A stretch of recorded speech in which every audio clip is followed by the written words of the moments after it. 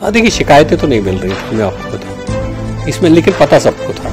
बाकी कार्रवाइयाँ हमारी ऐसी दहशत फैलाने वाली है वैसी नहीं रही। शिकायत होनी चाहिए, पर शिकायत इसलिए नहीं थी क्योंकि लोग डरते हैं। तब फिर मैंने अपना पर्सनल व्हाट्सएप नंबर जारी किया और शिकायतों में मेरी कार्रवाई डिले भी हुई, कुछ शिकायतों में देरी से कार्रवाई हुई, तब भी लोगों को भरोसा रहा कि जिला प्रशासन सही कार्रवाई करेगा।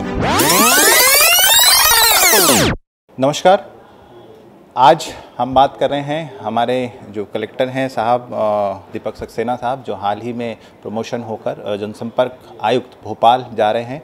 और पिछले कह सकते हैं 20 महीने के कार्यकाल में, बहुत छोटा कार्यकाल था लेकिन इस छोटे से कार्यकाल में इन्होंने ऐसी बहुत सारी कार्रवाई की जो मुझे लगता है कि आने वाले समय में न केवल यादगार रहेगी, मिसाइल रहेगी, बल्कि आने वाले जो कलेक्टर होंगे, जो आगामी अधिकारी, उनके लिए एक चुनौती भरी भी होगा और मार्गदर्शक भी होगा। और चुनौती रहेगी कि उस पायदान पर खरे उतरते हुए उस स्किल्ड को उसी धारा प्रवाह से, उसी निर्भीकता से और साफगोई से काम करने की।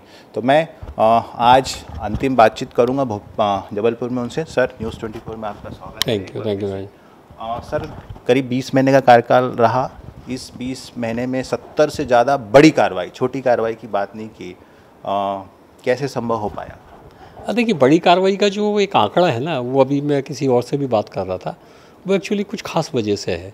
खास वजह ये कि हमने 3 कैटेगरी के लोगों पर ज़्यादा कार्रवाई की। एक हमने स्कूलों के अगेंस्ट में कार्रवाई की, एक हमने वेयर हाउसेस के अगेंस्ट में कार्रवाई की और एक राइस मिलर के अगेंस्ट में कार्रवाई की।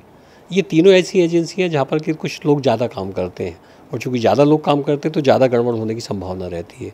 तो ये जो बड़ी कार्रवाइयों का जो आंकड़ा बड़ा है, वो स्कूलों की वजह से, वेयर हाउस की वजह से और राइस मिल की वजह से बड़ा है। बाकी कार्रवाइयाँ हमारी ऐसी दहशत फैलाने वाली है वैसी नहीं रही हैं। बाकी जो जहाँ गड़बड़ी मिली है, जहाँ दिक्कत हुई है, जनता को परेशानी गई है, वहाँ हमने पूरी इंक्वायरी करने के बाद पूरी विधि संगत तरीके से कार्रवाइयाँ की। सर, कार्रवाई बहुत रही, लेकिन एक कार्रवाई है जिसे सर्जिकल स्ट्राइक कहा गया, और वो है एजुकेशन माफिया पे। क्या पहले से विजन था या शिकायतें मिल रही थी, पूरा होमवर्क किया था? देखिए, शिकायतें तो नहीं मिल रही थी, मैं आपको बताऊँ इसमें, लेकिन पता सबको था। ये मुझे भी पता था, मेरे बच्चे भी पढ़े हैं, आपके बच्चे भी पढ़ते होंगे, अड़ोस पड़ोस में सब जगह पता है कि स्कूलों का जो है पुस्तक विक्रेताओं के साथ किस तरह का गठजोड़ रहता है। तो शिकायत नहीं मिलने का मतलब ये नहीं था कि वो समस्या समाज में नहीं है। इस समस्या को सबसे पहले माननीय मुख्यमंत्री जी ने इंगित किया। उन्होंने एक ट्वीट किया और उन्होंने सभी कलेक्टर्स से इस बात को लेकर निर्देश दिए कि कलेक्टर्स को इस पर कार्रवाई करनी चाहिए। जब शिकायत ढूंढने गए तो शिकायत नहीं मिली। बड़ा सीधा तरीके से समझ में आया, शिकायत इसलिए नहीं है कि लोग डरते हैं। मतलब ये क्लियर था कि शिकायत होनी चाहिए, पर शिकायत इसलिए नहीं थी क्योंकि लोग डरते हैं। तब फिर मैंने अपना पर्सनल व्हाट्सएप नंबर जारी किया। उस पर एक ही दिन में जो है, मेरे को लगता है 250-300 के आसपास शिकायतें आ गई। तो जितनी हम चाहते तो उससे ज़्यादा शिकायतें आ गई। शिकायतें आने के बाद मध्य प्रदेश सरकार ने एक बहुत अच्छा एक्ट 2018 में बनाया। उस एक्ट के तहत हमने अध्ययन किया, इंक्वायरीज़ की, अलग अलग डिपार्टमेंट के लोगों का एक कोऑर्डिनेशन लिया। उसकी वजह से कार्रवाई जो है बड़ी प्रभावी हो पाई। इस पूरी कार्रवाई में चाहे जिला प्रशासन का हो, स्कूल एजुकेशन डिपार्टमेंट हो, पुलिस हो, इवन दैट हमारा AG ऑफिस हो, इवन दैट में मीडिया का भी इसमें बड़ा सहयोग रहा। इन सारे समाज के जो भी वर्ग हैं जिनका काम व्यवस्था को बनाए रखने का है, इवन दैट माननीय उच्च न्यायालय ने भी इसमें बहुत अच्छा रोल प्ले किया। तो सभी लोग एक बोर्ड पे आए जनता के हित में, क्योंकि समस्या बहुत ज़्यादा बढ़ चुकी थी, घर घर में इसके एविडेंस मौजूद थे। इस कारण स्कूलों के अगेंस्ट में एक प्रभावी कार्रवाई हो सकी। स्कूलों के अगेंस्ट में कार्रवाई भी हुई और कुछ मैटर जो है वो कोर्ट में। सर, अमूमन ये होता है कि कलेक्टर कहते हैं कि जब ऑफिस में बैठा रहता है, लेकिन क्या आप माइनिंग हो, धान हो, गेहूं हो, दाल हो, उड़द हो, मूंग, मुझे लगता है कोई सेक्टर आपने छोड़ा नहीं और दूसरे विभागों को भी बताया कि आपके पावर्स क्या होते हैं और आपके दायरे क्या होते हैं, कैसे काम किया जा सकता है। ये क्या आप जाते थे या शिकायतें आती थी या आकलन करके ऑफिस में बैठे रहते थे? नहीं, देखिए, मैं एक चीज़ आपको बताऊँ कि हर जगह पे स्पॉट पे जाना ज़रूरी नहीं है कलेक्टर के लिए। कलेक्टर के बहुत सारे हैंड्स होते हैं। इम्पोर्टेंट बात यह है कि आप नीचे जो आपके हैंड्स, विलेज लेवल की जो फंक्शनरी है, नीचे लेवल के जो फंक्शनरी है, उनके पास अधिकार भी हैं। आप उनको अधिकारों का उपयोग करने दे रहे हैं कि नहीं दे रहे हैं, ये इंपॉर्टेंट बात है। दूसरा एक बात यह है कि जनता की परेशानी जो आ रही है, वो आजकल के कम्युनिकेशन के मीन्स बहुत अच्छे हैं। व्हाट्सएप के माध्यम से जाती है, अपने फेसबुक के माध्यम से, इंस्टा के माध्यम से। मीडिया बहुत, मुझे लगता है आजकल की तारीख में बहुत सतर्क है। हम पहुंचते हैं, हमसे पहले मीडिया पहुंच जाता है। महत्वपूर्ण बात यह है कि आप उस समस्या को उनके पर्सपेक्टिव से देखने लग जाओ, उस नज़रिए से देखने लग जाओ। कई बार वो नज़रिए की कमी रहती है। हम यदि इस चीज़ को इस तरीके से देखें कि हम तो प्रशासन में बैठे हुए हैं और ये तो हमारी खामियां ही निकालते रहते हैं, तो फिर गड़बड़ हो जाती है। यदि आप उस नज़रिए से देखते हो कि यार इन्होंने यदि कोई कमी निकाल के बताई है आपको, तो ये तो आपका ही काम किया है, तो वो आपके सहयोगी हो गए। वो उस कमी को यदि हम दूर कर पाते हैं तो इससे बेहतर कुछ हो नहीं सकता। जबलपुर में हमने जितने भी अभियान चलाए, उस सारे अभियान में यही नज़रिया रखा, चाहे जनता के माध्यम से शिकायत आई हो, चाहे मीडिया के माध्यम से शिकायत आई हो, उन्होंने यदि हमारी कोई कमी बताई तो हमने समझा कि वो हमारे सहयोगी और हमारे हित चाहते हैं, और उसी तरीके से हमने उसको लिया और फिर कार्रवाइयाँ की। इसलिए हमारे पास सूचनाओं का स्रोत भी बहुत अच्छा रहा, लोगों ने भरोसा हम पे रखा, लोगों ने शिकायतें की, और शिकायतों में यदि कार्रवाई डिले भी हुई, कुछ शिकायतों में देरी से कार्रवाई हुई, तब भी लोगों को भरोसा रहा कि जिला प्रशासन सही कार्रवाई करेगा। सर, हालांकि आपकी सारी कार्रवाई चर्चों में और लोगों ने सराखों पे लिया, मीडिया ने भी लिया और प्रशासन ने भी।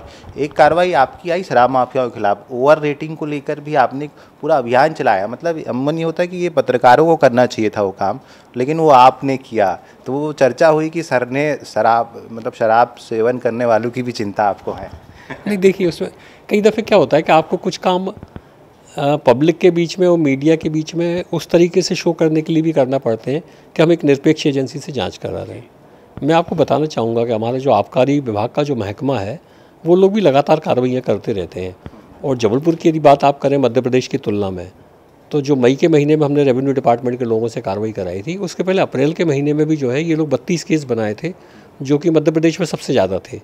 लेकिन ये है कि लगातार शिकायतें आ रही थी कि ओवर रेटिंग हो रही, और ये लोग उतने अच्छे तरीके से पक्ष प्रशासन का प्रस्तुत नहीं कर पा रहे थे। जब हमने पटवारियों के माध्यम से जांचें कराई, शिकायतें सही पाई गई, उस शिकायत का प्रभाव ये पड़ा कि पूरे मध्य प्रदेश में फिर ये निर्देश जारी हुए कि भाई आप बारकोड का इस्तेमाल करिए, लगातार इंक्वायरी करिए, लगातार दूसरे डिपार्टमेंट के लोगों को भेजिए। तो कुल मिला के फिर पब्लिक के बीच में, मीडिया के बीच में, जनप्रतिनिधियों के बीच में एक भरोसा हुआ कि जो जिला प्रशासन है वो शराब माफिया के साथ मिला हुआ नहीं है, और शराब माफिया के विरुद्ध यदि कार्रवाई करने के लिए भी हम अलग अलग तरीके इनोवेटिव्स नवाचार कर सकते हैं। माइनिंग को लेकर भी आपने काफ़ी सख्ती बरती, कभी कोई दबाव रहा सर? इतनी कार्रवाई आपने बड़ी बड़ी की। देखिए, दबाव तो कभी नहीं रहता। मैं केवल एक बात जानता हूँ कि जब भी आप कार्रवाइयाँ करते हैं, कुछ लोगों को परेशानी होती है। जिन लोगों को परेशानी होती है वो आपको अपनी परेशानी बताते हैं। यदि आप उनकी परेशानी नहीं सुनते तो फिर वो उसके ऊपर वाले व्यक्ति को कहते हैं, फिर उस परेशानी बताते हैं।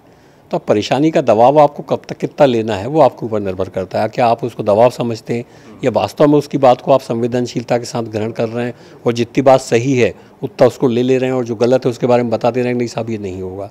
तो मेरा काम करने का नज़रिया यही रहा कि यदि किसी व्यक्ति को हम कष्ट पहुंचा भी रहे हैं तो एक बार उससे ज़रूर पूछ लेते थे भाई तुमको कुछ कहना है क्या इस बारे में, और यदि हम उनकी मदद कर सकते थे, सही काम यदि उनका होता था या बोनाफाइड इंटेंशन के साथ यदि उन्होंने काम किया तो मैंने मदद भी की है। सर, माइनिंग हो, एजुकेशन हो, शराब हो, सारी चीज़, हम लोग ने धान और गेहूं तक तो भ्रष्टाचार सुना था, लेकिन आप दाल तक चले गए कि दाल में भी इस तरह का घोटाला हो रहा है। मतलब ये सारी चीज़ें इनपुट आती कैसे हैं? देखिए, ये कोई घोटालों का कोई मैं एक्सपर्ट नहीं हूँ। बेसिकली केवल आपको ये बताना मैं आपको चाहता हूँ कि यदि आप कार्रवाइयाँ करते हो और कार्रवाइयाँ आप निरपेक्ष करते हो, और लोगों को ये लगता है कि इन कार्रवाइयों को करने में जिला प्रशासन पूरी गंभीरता के साथ काम कर रहा है, वो कोई सेटिंग वेटिंग नहीं होगी, और जो शिकायत करने वाला व्यक्ति है उसका बिगाड़ नहीं होगा, तो फिर लोग आपके पास शिकायत करते हैं। हमने एक कोशिश ये करी कि यदि हमारे पास कहीं से कोई इनपुट आया है तो उसका हम सोर्स कभी नहीं खोलते। मेरे नीचे के अधिकारियों को भी, मतलब इवन दैट आप एसपी साहब को भी, डीएम साहब को भी यदि आप पूछेंगे तो उनको नहीं पता कि कलेक्टर को शिकायत कहाँ से आई है। तो उस लेवल तक की मैंने जो है उसमें सीक्रेसी बरकरार रखी है, और फिर कार्रवाई हमने जो है पूरी सख्ती के साथ की है। तो जब हम एक दफ़े ये भरोसा कायम करने में कामयाब हो गए कि लोगों के नाम नहीं खोले जाएंगे, ऐसा नहीं कि आज कलेक्टर को शिकायत की, शाम को किसी दूसरे का फ़ोन आ गया कि तुमने कैसे शिकायत कर दी, तो वो एक भरोसा हमने बना के रख पाए। इसीलिए हमारे पास अब हर क्षेत्र से शिकायतें आती हैं, और चूँकि हम कार्रवाई करके दिखाते हैं तो लोगों का एक भरोसा है। सर, करप्शन पे तो आपने काम किया, लेकिन जब ज़रूरत पड़ी तो आपके अपने विभाग के अधिकारियों के खिलाफ भी एफआईआर की, और ऐसे दर्जनों एफआईआर हैं जिसमें विभाग के। कभी लगा कि नहीं कि हम टीम लीडर है और इनको लेके चलना चाहिए, मौका देना चाहिए? कभी विरोध का सामना करना पड़ा, क्योंकि स्वाभाविक है कि बड़े बड़े अधिकारियों के खिलाफ आपने एफआईआर करवाई? देखिए, एक बात तो मैं आपको बताऊं कि मैं जिसे एज ए कलेक्टर में मान के चलता हूं कि ज़िले के अंदर जितने विभाग हैं सारे मेरे हैं। मतलब मैं ये विभेद नहीं कर सकता कि भाई एग्रीकल्चर वाला है या फूड वाला है तो ये दूसरे डिपार्टमेंट का है तो इसको मैं टांग दूँ, और रेवेन्यू वाला यदि कोई व्यक्ति है तो उसके साथ जो है मैं सहानुभूति बरतूँ या उसके साथ जो है थोड़ी समन्वय रखूँ। यदि मुझे लगा कि रेवेन्यू के डिपार्टमेंट के लोगों ने कुछ गलत काम किया है, जानबूझ के किया है, तो फिर जिम्मेदारी हमारी ज़्यादा बढ़ जाती है। क्योंकि यदि हम उनको बचाने की कोशिश करेंगे तो फिर लोग हमसे पूछेंगे कि आप फिर किस मुंह से हम दूसरों के खिलाफ कार्रवाई कर रहे हैं। इस कारण ये रहा कि रेवेन्यू के लोगों को थोड़ा सा ज़्यादा सख्त कार्रवाई मेरी झेलना पड़ी, क्योंकि हमको पब्लिक को जवाब देना पड़ता है। हालांकि उस कार्रवाई को करने में मुझे कोई रंज नहीं है, कोई गलती हमने नहीं की, सही तरीके से ही कार्रवाई की। तो रेवेन्यू डिपार्टमेंट को हमने बहुत ज़्यादा टाइट करके रखा, इसीलिए टाइट करके रखा कि बाकी दूसरे डिपार्टमेंट भी इस बात को समझें कि यदि रेवेन्यू को हम टाइट कर रहे हैं तो बाकी दूसरे डिपार्टमेंट को भी सही तरीके से काम करना पड़ेगा। सर एक सवाल था लीक से हटके लेकिन जुड़ा हुआ है। मैं सोशल मीडिया रिव्यू पढ़ रहा था आपके पोस्ट पे, सारी चीज़ें नरसिंहपुर से, दूसरे ज़िलों से अलग अलग और जबलपुर के लोग तारीफ़ कर रहे हैं और वो कह रहे हैं कि साहब का जाना बहुत दुखदाई है। सोशल मीडिया पे भी ट्रेंड होते हैं, आपने देखा कि नरसिंहपुर के लोग, दूसरे ज़िलों के लोग भी आपकी कार्रवाई भी कर रहे हैं और जाने का दुख भी मना रहे हैं। हाँ, अब ये जिस भी ज़िले में पोस्टेड रहा हूँ वहाँ ये रहा है कि लोगों के साथ एक जुड़ाव रहा है। अभी भी बहुत पुराने ज़िलों में भी, जहाँ मैं 20-20, 25-25 साल पहले भी पोस्ट रहा हूँ, तो वहाँ भी आप इंस्टाग्राम पे और सोशल मीडिया पे देखेंगे, वहाँ के लोग भी जो है याद करते हैं। तो शुक्रगुजार हूँ उनके लिए। सर कार्रवाई तो बहुत की है, वो गिनाएंगे तो मुझे लगता है समय कम पड़ जाएगा, लेकिन फिर भी एक सवाल मेरे मन में जो आया है, आपने बहुत सारी चीज़ की, लेकिन ऐसा एक कौन सा बड़ा काम रह गया शायद जो लगता है कि आप नहीं कर पाए, समय का कम पड़ गया क्योंकि आप जिस जिम्मेदारी लेने जा रहे हैं? देखिए, कोई काम अधूरा मुझे ऐसा नहीं लग रहा कि छूटा है। स्कूलों वाली कार्रवाई अभी और आगे चल सकती थी, जिसको कि मुझे लगता है अभी चूँकि हाई कोर्ट में केस पेंडिंग है, वहाँ पे स्टे हुआ है, तो थोड़ा सा उस पर लीगल लड़ाई मुझे लगता है और बाकी थी। उसको हमको और शिद्दत से अभी लड़ना पड़ेगा, मतलब जो भी आगे आएंगे उनको भी करना पड़ेगा। इसके अलावा एक काम मुझे लगता है जिला प्रशासन की प्राथमिकता में होना चाहिए, वो था इलीगल कॉलोनाइजेशन का।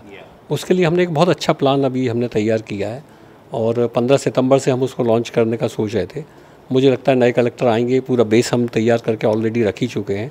उस पर यदि कार्रवाई करेंगे तो मुझे लगता है लोगों को जो नुकसान होता है, जो लूटा जाता है और घर घर में जो परेशानी होती है, वो इलीगल कॉलोनाइजेशन के अगेंस्ट में कार्रवाई करके वो संभवतः एक बड़ा अच्छा माहौल भी हम बना पाएंगे, लोगों को बड़ी राहत दे पाएंगे। सर आपने ओवर एक्सपेक्टेशन कर दी है जबलपुर वालों की, एक नज़ीर जो पेश की है,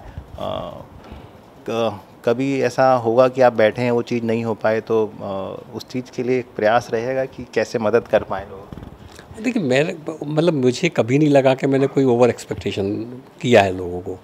हम लोगों ने बड़े सामान्य गति से, मतलब मैं तो कई बार मुझे लगता है कि मेरी गति, मतलब जिस तरीके से आप लोग फॉलोअप लेते हो तो कई बार मुझे लगता है कि मैं तो बहुत स्लो काम करता हूँ।